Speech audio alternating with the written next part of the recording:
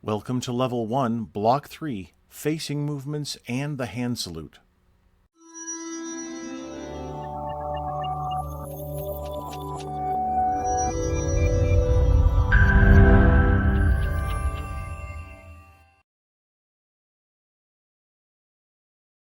By the end of this block of instruction, you will understand the principles and application of Marine Corps, Navy, and Coast Guard facing movements and the hand salute.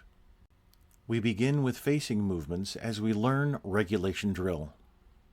This is the nomenclature of the foot for our purposes. The platform is the ball of the foot, the large joint that allows the big toe to move, and everything forward. Knowing this will help you with the following training. To begin with, the lead foot is the foot that moves first. The trail foot is the foot that moves next. In the example here, left face, the left foot is the lead foot and the right is the trail foot. All of the services in the U.S. execute right and left facing movements the same.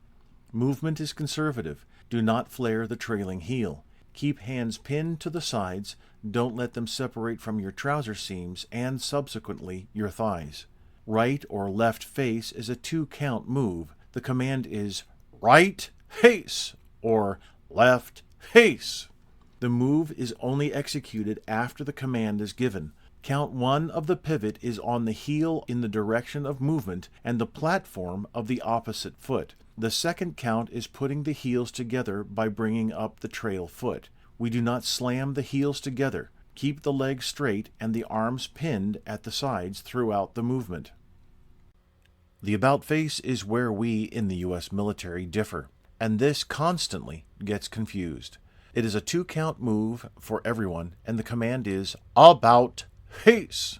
Both counts of the move are executed after the command. Placement of the right foot is count 1, and count 2 is both heels meeting at attention. The 180-degree rotation around to the right with the pivot on the right platform and left heel happens immediately after placement of the right platform.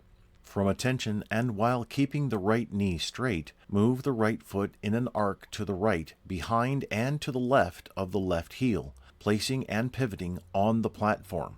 Do not place the toe of the boot or shoe and then move to the platform. Your right leg remains straight throughout the move. Only the Army technique has you bend the knee. While it looks like all services salute the same, there are some fine details that are slightly different.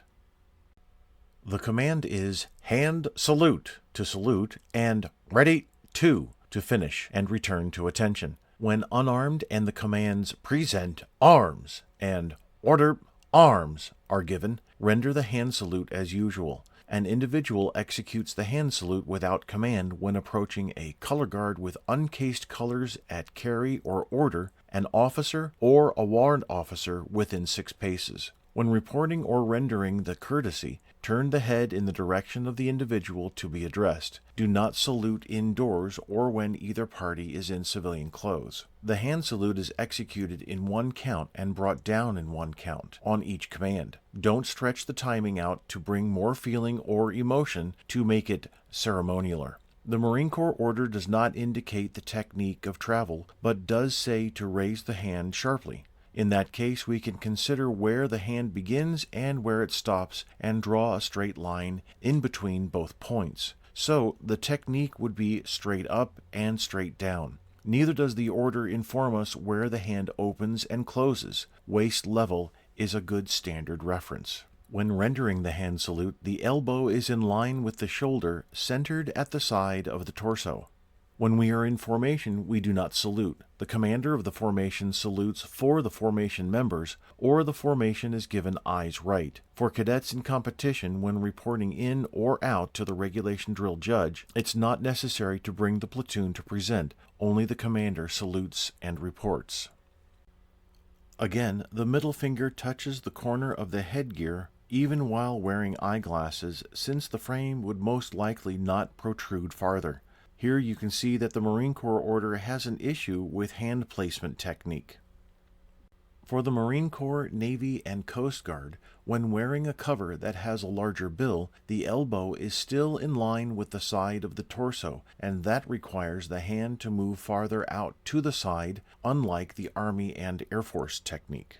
For this photo, I had not yet moved around the whole formation to correct salutes. You can see some positives here, like the middle fingers at the corner of the eyebrow or eyeglasses, and you can also see where improvement is needed.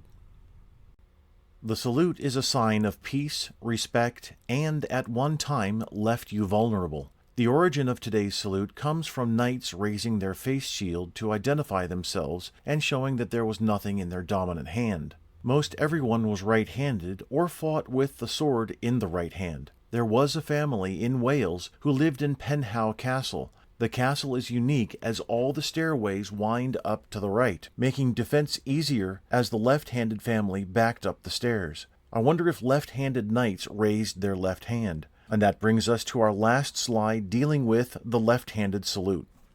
For some strange reason, some think that the left-handed salute is disrespectful. It isn't. There are 3 instances where the left hand is used to render the salute. At the left we see the bosun's mate piping aboard.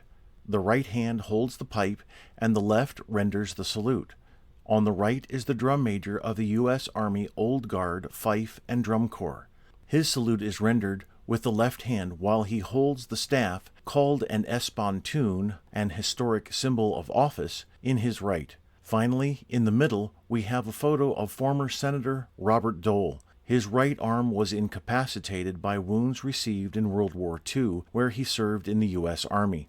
So we have authorized left-handed salutes by a sailor who pipes aboard, the drum major of the Fife and Drum Corps, and any veteran with the right arm temporarily or permanently incapacitated. We covered facing movements and the hand salute for the Marine Corps, Navy, and Coast Guard. A stand is where you stand at attention or parade rest for an extended period. In the ceremonial drill world, we stand for 30, 60, and 90 minutes at the position of ceremonial at ease, a position that's similar to parade rest. The difference being that the hands are placed in front of the body so as not to cause undue strain on the shoulders. Shown here is a version of ceremonial at ease. Try it. Set a timer for 10 minutes. As you stand, do not move and look straight ahead. When the timer goes off, come to attention and step off as if falling out. Next, try 15 minutes and then increase your time by 5 minutes each day. If you want a true challenge, begin with 30 minutes and move to 45 or even 60 minutes. This exercise is designed to work on your standing stamina, military bearing, and self-discipline.